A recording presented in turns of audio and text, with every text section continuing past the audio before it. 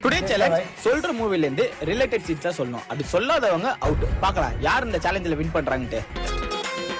அவனெல்லாம் அப்படியே போக விட்டுருணும். ஏன்னா அந்த பையனுக்கு பயம் இல்ல. அப்பா நைட்டிப்பா இத்ததுக்குடா ஆயிட்டாங்க. பொட்டு கேக்குறான் பாத்தியா?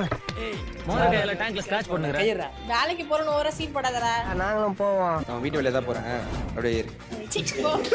டேய் உனக்கு வெக்கமே இல்லையாடா? கால்ல தான் எம்சி பத்த டயர் கீழ வச்சு ஏத்துனியடா.